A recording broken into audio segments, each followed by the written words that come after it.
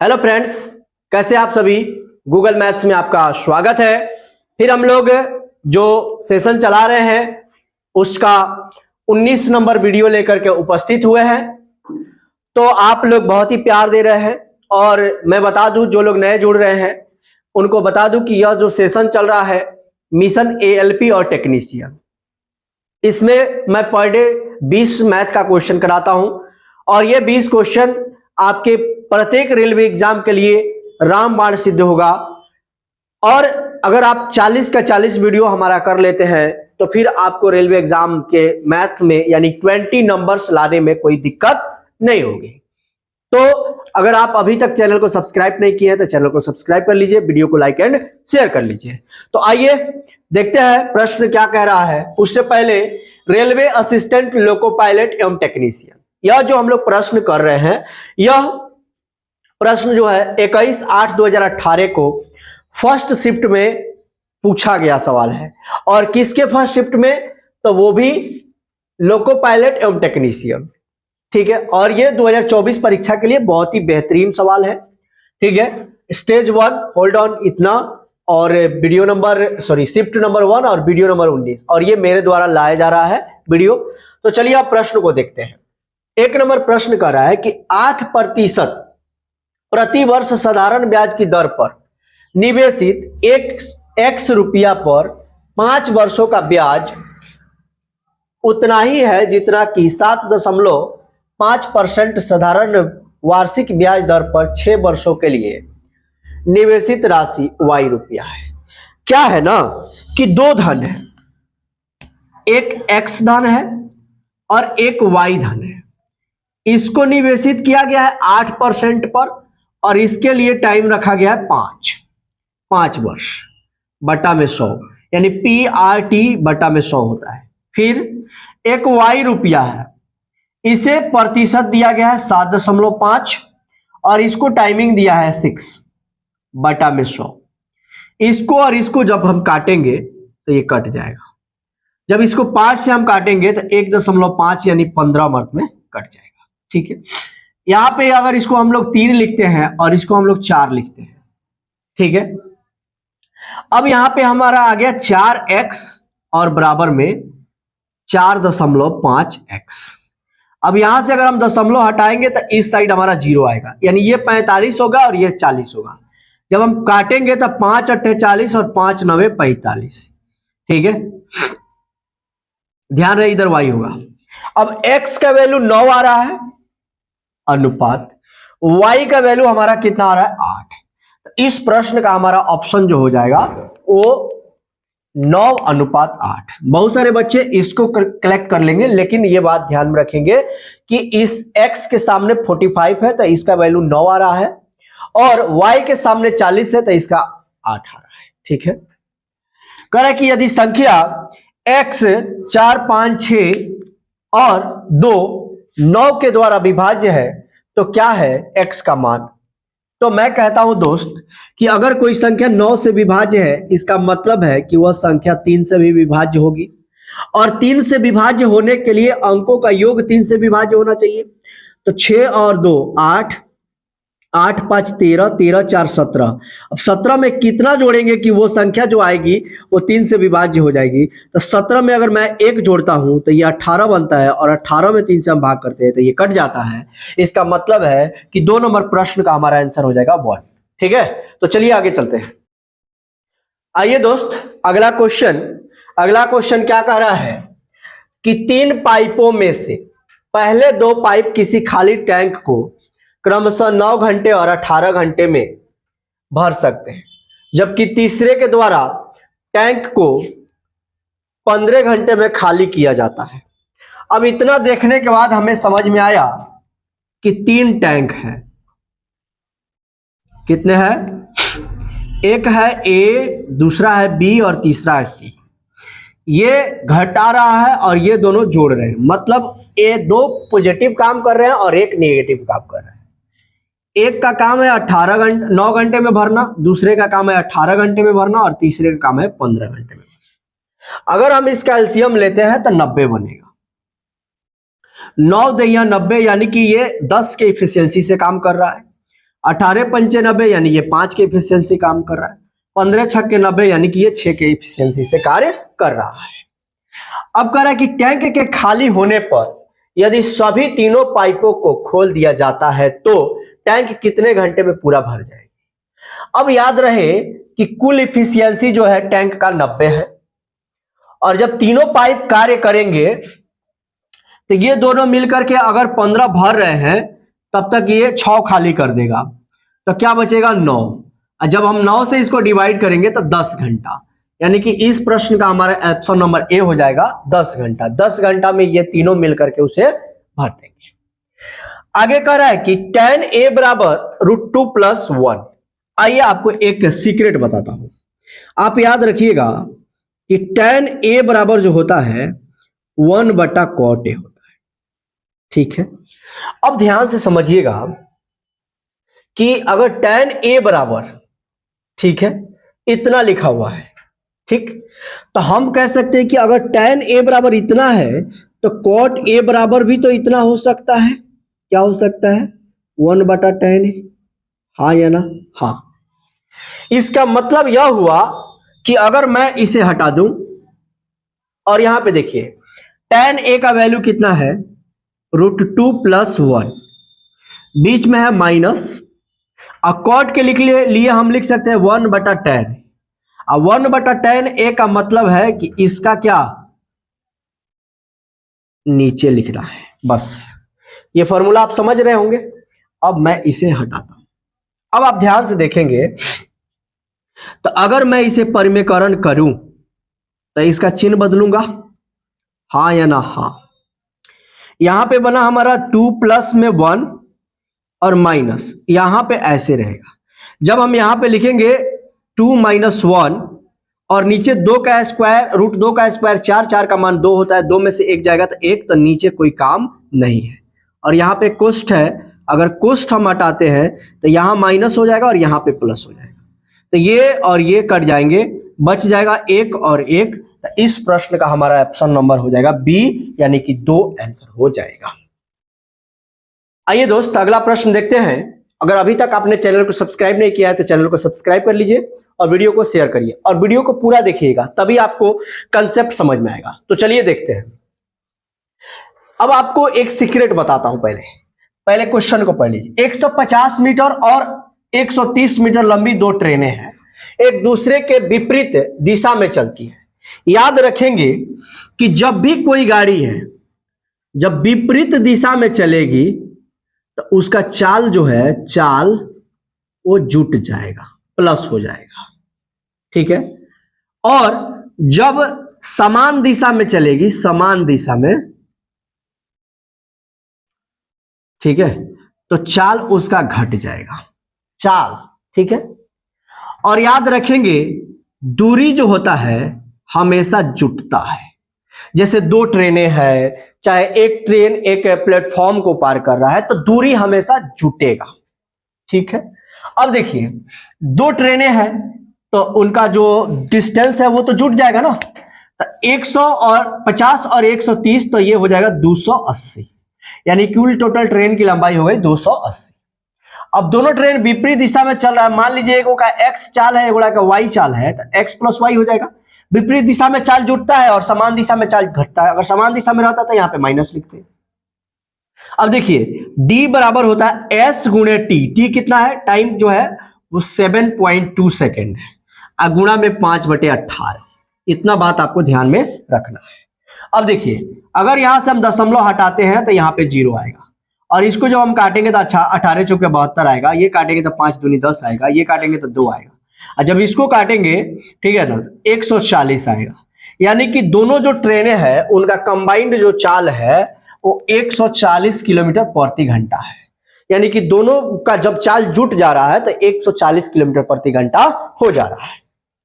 अब देखिए अगला प्रश्न कह रहा है कि 23 गुणे 19 बराबर 437, तो इतना का मान क्या होगा। कुछ नहीं दोस्त, कुछ सोचना ही नहीं है, दशमलव उड़ाएंगे तो 437, ठीक है, और क्या आएगा भाई 40 बनेगा, हाँ या ना, हाँ, भागा 1.9/10। आएगा ना, दशमलव उड़ाएंगे तो यहां से भी मैंने दशमलव उड़ा दिया। अब क्या होगा ना, 437 बटा में 1000, 10,000 और गुणा में 10/19। अब एक जीरो से एक जीरो केवल काट देना है। अब देखिए 19 में 23 से गुणा किया जा रहा है तो इतना है, तो इतना है। जब इसको 19 से हम काटेंगे तो इसका मतलब है कि ये 23 मार्क में कटेगा, और 23 में जब 1000 से भाग करेंगे तो 0.023 बनेगा इस प्रश्न का आंसर। तो हमारा सी ऑप्शन हो जाएगा। कितना प्यार से समझा रहे हैं, समझ लीजिए ना। आइए दोस्त, बहुत ही मजेदार दो प्रश्न आपके सामने लिखे हुए हैं, और यह जो है वो प्रॉफिट एंड लॉस का है, ठीक है, और ये वेतन से संबंधित है, आय, ठीक है। कह रहे कि एक खराब वस्तु जिसका मूल्य 1200 रुपया है को 15% की हानि पे बेची जाती है। अब क्या है ना कि कोई वस्तु हम 1200 का ले हैं और जो खराब हो गई है, अब इसको हमें 15% हानि पर बेचना पड़ रहा है, ठीक है। तो 15 दूनी 30 और 15 और 3 18, 180 घाटा लगा करके बेचना पड़ रहा है हमको। तो 0 हो जाएगा, 2 हो जाएगा और ये बचेगा 1, एक में से 1 जाएगा तो 0 और यहां पे बच जाएगा 1, यानी कि 10,100, ठीक है, 20 रुपया। अब 10,120 रुपया में उसको बेचना था, लेकिन जब कोई व्यक्ति आया उसे खरीदने तो मूल भाव करके 5% और कम करा दिया, और 5% और, यानी कि 10,120 में से 5% और कम कर दिया। कट गया, इसको काटेंगे तो ये बनेगा 2 और इसको काटेंगे 51, यानी कि इसमें से, यानी 10,120 रुपया में से 51 रुपया और कम करा दिया तो 9 आएगा, ठीक है। तो इकाई अंक पर देखेंगे कि किसके 9 आ रहा है, वही हमारा आंसर हो जाएगा। तो ऑप्शन नंबर बी एक है ऑप्शन जिसका हमारा आंसर हो जाएगा।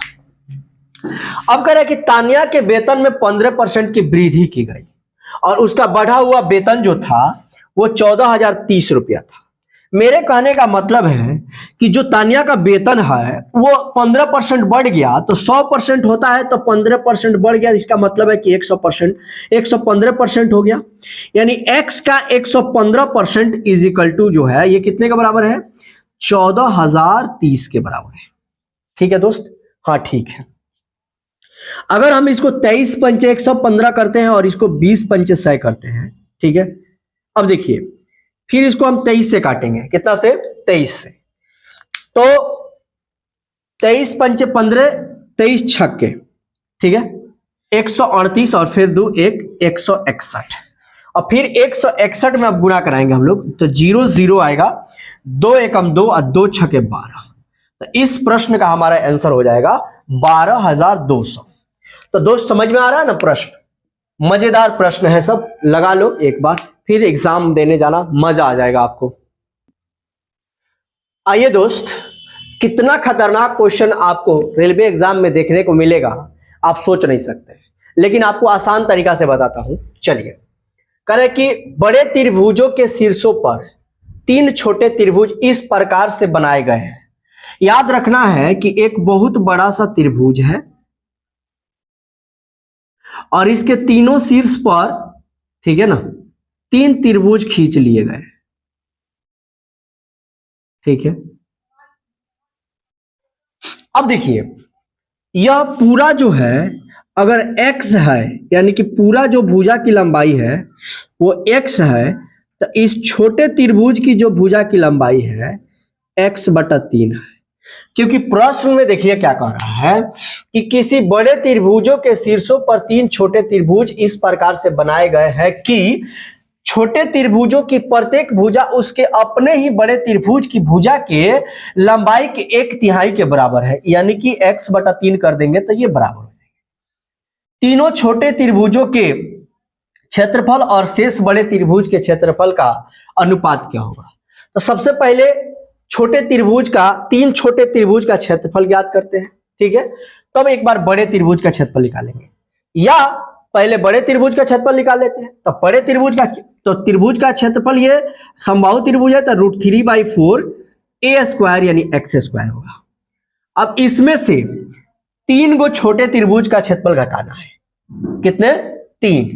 तो 3 और छोटे त्रिभुज का क्षेत्रफल क्या हो जाएगा, √3/4 और ए स्क्वायर के लिए हम क्या लिखेंगे, एक्स बटा 3 का स्क्वायर। यानी एक्स बटा 3 को हम क्या लिख सकते हैं, आप देख पा रहे होंगे, एक्स स्क्वायर बटा में 9। यस या नो? हाँ। इसको जब हम काटेंगे तो ये 3 से 3 कट जाएगा। अब आप देख पा रहे होंगे कि हमारे पास क्या बन रहा है, √3/4 एक्स स्क्वायर बन रहा है माइनस √3/12 एक्स स्क्वायर बन रहा है, यानी 12। जब इन दोनों का हम एलसीएम लेंगे तो ये 12 एलसीएम होगा। 4 तिया 12 यानी कि 3√3 x square minus √3 x square होगा। तो इसको जब हम लेस करेंगे, घटाएंगे, तो √2√3 एक्स स्क्वायर बट्टा 12 बनेगा। इसको जब हम काट देंगे तो 6 बनेगा। कहने का मेरा तात्पर्य यह हुआ कि इसको काट के हटाने पर, इसको काट के हटाने पर, इसको काट के हटाने पर जो ये बीच का क्षेत्र बचा, वो बचा कितना, तो वो बचा √3/6 एक्स स्क्वायर, इतना बचा। अब कह रहा है कि तीनों छोटे त्रिभुज का, तो तीनों छोटे त्रिभुज का तो यहां निकाले थे, फिर एक बार निकाल रहे हैं। 3 × √3/4 ए स्क्वायर यानी कि एक्स स्क्वायर बटा में 9। समझ पा रहे होंगे आप? 3 तिया 9 यानी 3 बार में, तो √3 एक्स स्क्वायर और 4 तिया 12। ठीक है। अब केवल इन लोगों का अनुपात ज्ञात कर देना है, इसको लिख करके। ठीक है दोस्त। अब इससे हमारा ये कट गया, फिर ये 6 दूनी 12 कट गया। ठीक है। अब हमारे पास क्या मिला, आप देख पा रहे होंगे, 2:1। तो इसका हमारा ऑप्शन जो हो रहा है वो 3 होना चाहिए। ठीक है। थोड़ा सा देखिए इस प्रश्न को। तो यहां पे जो है आप देख पा रहे होंगे कि इधर वाले के सामने 2 है। ठीक है। और इधर वाले के सामने 1 है, मतलब इधर 1 कटा हुआ है, इधर 2 कटा हुआ है, मतलब इधर 1 मर्तबे, इधर 2 मर्तबे। तो हम कह सकते हैं कि इधर वाले के बराबर में 1 है और इधर वाले के बराबर में 2 है। तो इस प्रश्न का हमारा ऑप्शन हो जाएगा ऑप्शन नंबर डी। क्या हो जाएगा? 1:2। 1:2। फिर दोस्त कह रहा है कि 60 84 का वर्गमूल कितना होगा। सबसे पहले आप कुछ नहीं करना है, आपको इसको दोनों को 2-2 पार्ट में तोड़ लेना है। अब 84 है तो इसका मतलब है या तो 8 का स्क्वायर हो सकता है, नहीं तो 2 का स्क्वायर हो सकता है। यानी 8 × 64, नहीं तो 2 दूनी 4। ठीक है। अब इसको देखेंगे कि किसके किसके वर्ग के बीच में है। तो ये 7 के और 8 के वर्ग के बीच में है। तो 7 का स्क्वायर होता है 49 और 8 का स्क्वायर होता है 64। अब देखेंगे कि दोनों के नजदीक कौन है।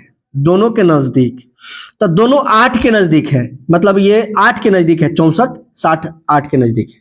तो इन दोनों में से बड़ा वाला आंसर होगा। ठीक है। और आगे लगेंगे 7। 7 क्यों लगाएंगे आप समझ पा रहे होंगे, क्योंकि 8 लेंगे तो 8 × 64 हो जाएगा, ज्यादा स्क्वायर हो जाएगा, तो ज्यादा नहीं लेते हैं, कम लेते हैं। लेकिन ये ऐसे बताए हैं कि जो बड़ा होता है उसी को बड़ा वाला आंसर आएगा। तो बड़ा वाले के नजदीक था तो बड़ा वाला आंसर आएगा। तो इस प्रश्न का हमारा option number 78, D, option number D, और आंसर हो जाएगा 78, 78। देख सकते हैं। आइए दोस्त अगला प्रश्न देखते हैं। अगला प्रश्न कह रहा है कि 23.2/7 मीटर लंबाई की 15 छोटी छड़ों को जोड़ करके एक बड़ी छड़ बनाई गई है। अब क्या है ना कि सबसे पहले बात है कि जब इसको हम पूर्णांक तोड़ेंगे, 7 × 21 और 2 23 और 7 दूनी 14 और 2 16। ठीक है। 7 दूनी 14 और 2 16, 163/7 हो जाएगा। लेकिन क्या, अब कह रहा है कि 15 छड़ है, 15 और छड़ है, 15 से गुणा करिए तो 15 तिया 45, 15 छक्के 90 और 4 94, 15 और 9 24, यानी कि 2400 कितना आ रहा है 45। अब कह रहा है कि 7 से इसको डिवाइड कर लो, तो 7 से करेंगे तो 7 × 21, 3 बचेगा, 7 × 4 28, 6 बचेगा, 7 × 9 = 63, 2/7। तो इस प्रश्न का हमारा आंसर जो हो जाएगा 349.2/7, ऑप्शन नंबर सी। कह रहा है कि एक सप्ताह में एक घड़ी की दोनों सुइयां एक दूसरे के साथ कितनी बार समकोण बनाएगी। आपको एक सीक्रेट बताता हूं कि एक घड़ी जो है 12 घंटे में, कितने घंटे में, 12 घंटे में 22 बार समकोण बनाती है। कितने बार? 22 बार। तो आपके मन में आ रहा होगा सर 24 घंटे में कितना बना रही होगी? तो 44। कितना? 44। तो कह रहा है कि एक सप्ताह में, एक दिन में 44, 7 दिन में कितना? 7 चौके 28। ऑप्शन ढूंढो जिसके इकाई अंक पर 8 हो। तो एक ही ऑप्शन है, तो इसका हमारा आंसर हो जाएगा ऑप्शन नंबर डी। चैनल को सब्सक्राइब करिए अगर वीडियो समझ में आ रहा है तो, मजा आ रहा है पढ़ने में तो। आइए दोस्त, आपके सामने बहुत ही मजेदार प्रश्न आया है। करें कि किसी वृत्त की एक चाप की लंबाई वृत्त की परिधि के 2/9 है। मैं कहता हूं दोस्त कि अगर आपको चाप की लंबाई याद नहीं है तो मैं लिख देता हूं पाई आर थीटा बटा में 180 या 2 पाई आर थीटा बटा 360, ये याद रख लेना। अब चाप की लंबाई हम लिख रहे हैं पाई आर थीटा बटा 180 और वृत्त की परिधि होता है 2 पाई आर और परिधि के 2/9 के बराबर है, 2/9। बस बन गया। पाई से पाई चल गया, आर से आर चला गया, 9 से जब इसको काटिएगा ना तब 20 9 180 होता है। ठीक है, तो यहां पे है थीटा, थीटा लिख दिए, 2 दूनी 4 और 20, 20 चौके 80। बस 80 डिग्री का एंगल जो है वो बनेगा। कितने डिग्री का एंगल बनेगा? 80। तो इस प्रश्न का ऑप्शन नंबर बी हो गया। ठीक है, आगे कह रहा है कि x square minus 6x plus में k बराबर में 0 में एगो शून्यक जो है x बराबर 2 दिया हुआ है। तो अगर यहां पे 2 का स्क्वायर करेंगे तो 4 बनेगा और यहां पे 12 बनेगा, 2 छक्के 12 और प्लस में k बराबर में 0। अब इसको घटाएंगे तो -8 प्लस में k बराबर में 0 बनेगा, तो k बराबर में आएगा 8। ठीक है, यानी कि आप देख पा रहे होंगे कि अगर मैं बात करूं x square minus 6x plus के जगह पर अब हम क्या रख सकते हैं? 8 बराबर में 0। 8 को 2 भागों में तोड़िए, एक 4 और एक 2, जिससे कि 6 आ जाए। माइनस लगाने पर 6 आएगा, यहां वाले से भाग करते हैं और इसका ऑपोजिट आंसर आता है। ठीक है, तो यहां पे 4 आ गया और यहां पे 2 आ गया। तो पहले से ही 2 ऑप्शन में दे दिया हुआ है, कह रहा है कि 2 एगो शून्यक हमें मिल गया है, तो दूसरा शून्यक बताइए। तो x बराबर 4, यानी दूसरा शून्यक जो हो जाएगा वो हो जाएगा 4, ऑप्शन नंबर ए। देख सकते हैं। आइए दोस्त, अगला प्रश्न कह रहा है कि वह छोटी सी छोटी संख्या कौन सी है जिसे 202 में से घटाने पर एक पूर्ण वर्ग संख्या प्राप्त हो। यह क्वेश्चन बनाने में आपको मजा आ जाता। कैसे मजा आ जाता? तो अगर आपको 20 तक का स्क्वायर याद है तो आप सीधा सीधी करते 14 का स्क्वायर, और 14 का स्क्वायर होता 196, और जैसे ही 196 इसमें से घटाते तो 6 बचता। तो इस प्रश्न का हमारा ऑप्शन हो जाता 6। 14 का स्क्वायर कितना होता है दोस्त? 196, और जब 202 में से 96 घटा लेंगे, ठीक है ना, तो 6 बच जाएगा। इसका मतलब है कि वह छोटी सी छोटी संख्या जो है 6 है, जिसको घटा लेंगे तो 196 जो होगा वो पूर्ण वर्ग संख्या हो जाएगा। फिर कह रहा है कि 51 84 का वर्गमूल क्या होगा? तो फिर वही बात, 2 को पेयर बनाइए, और या तो 8 का हो सकता है, नहीं तो 2 का हो सकता है। ठीक है, अब 51 देखेंगे किसके किसके वर्ग के नजदीक है, तो 7 के और 8 के वर्ग के नजदीक है। तो छोटे वाले के नजदीक है, 49 के नजदीक है, तो छोटा वाला आंसर होगा। इसका मतलब है कि 72 यानी कि 72 का स्क्वायर है। इस प्रश्न का ऑप्शन नंबर ए हो जाएगा। फिर कह रहा है कि 1 से लेकर के 100 तक दोनों को सम्मिलित सभी संख्याओं का योग क्या होगा? तो इसके लिए फॉर्मूला होता है n इंटू n प्लस 1/2, यानी कि प्रथम n प्राकृत संख्याओं का योग निकालने के लिए इस फॉर्मूला का हम लोग यूज करते हैं। तो n माने कुल कितनी संख्या है? 100 में 1 जोड़ेंगे तो 101, और 2 से भाग करेंगे तो यहाँ पे हो जाएगा 50, ठीक है। और जब 50 से इसमें गुणा करेंगे 101 में, तब 50 और 50 बनेगा, ठीक है दोस्त, 50 और 50 बनेगा। कह रहा है कि वह छोटी सी छोटी संख्या ज्ञात कीजिए जिससे इतना को विभाजित करने पर एक पूर्ण वर्ग संख्या प्राप्त हो। कुछ नहीं करना है आपको, 1875 का क्या करना है, एक एलसीएम करना है। 3 से करेंगे तो 6 त्रिका 18 और 25 तिया 75। इसका मतलब हुआ कि 625 अगर आप जानते होंगे तो ये 25 का स्क्वायर होता है, तो वह फालतू संख्या जो है वो 3 है, तो 3 से डिवाइड कर देंगे तो आंसर हमारा निकल जाएगा। इसका मतलब है कि इस प्रश्न का हमारा ऑप्शन नंबर डी हो जाएगा। तो 4 प्रश्न हमने यहां पे क्लियर किया बच्चे, 2 प्रश्न अगले वीडियो। आइए दोस्त, इस स्लाइड का मतलब ये अंतिम स्लाइड है और 20 क्वेश्चन हमने कर दिया, 2 अगर ये कर देते हैं तो अगर अभी तक आपने चैनल को सब्सक्राइब नहीं किया है तो चैनल को सब्सक्राइब कर लीजिए और हमारे चैनल से जुड़ जाइए। आपको यहाँ पे क्लास 10th तक का बोर्ड एग्जाम की भी तैयारी कराई जाती है और प्लस में किसी भी रेलवे एग्जाम के लिए आपको तैयारी कराई जाती है। चलिए आगे देखते हैं। कह रहा है कि यदि समीकरण x स्क्वायर प्लस के एक्स प्लस के बराबर 0 के मूल आवर्ती हो तो मान क्या होगा। सबसे पहले याद रखिए कि k का मान पूछ रहा है, किसका मान, k का मान। k का मान क्या होगा, याद रखेंगे कि k का मान 2 आंसर निकलेगा, या तो ऑप्शन ये हो सकता है, नहीं तो ये हो सकता है, नहीं तो ये हो सकता है, नहीं है, मैंने बोला कि 2 आंसर हो सकता है, ठीक है ना। तो देखिए अब अगर हम लिखते हैं d बराबर क्या होता है, बी स्क्वायर माइनस 4ac, ठीक है, बराबर में अगर हम लिखते हैं 0, तो b के जगह पर k है -4, a का जगह पर 1 है और c के जगह पर k है बराबर में 0, तो k स्क्वायर बराबर क्या हो जाएगा 4k। इससे हमारा ये कट जाएगा, तो k बराबर हमारा निकल रहा है 4, एक तो k बराबर 4 निकल गया, मैंने बताया कि 2 आंसर होगा तो एक k बराबर निकलेगा 0। तो इस प्रश्न का हमारा ऑप्शन नंबर हो जाएगा सी, ठीक है, कोई दिक्कत नहीं है। अब कह रहा है कि वैट शामिल करने पर यानी कि टैक्स शामिल करने पर किसी वस्तु का मूल्य 14,000 रुपया है। तो मेरे कहने का मतलब है दोस्त कि x का 112% बराबर 14,000 रुपया है। अब कहोगे सर 112 कहां से आया, क्योंकि वैट का जो दर दे रहा है वो 12% का दे रहा है, तो 100% में 12% जुड़ेगा तो 112 होगा।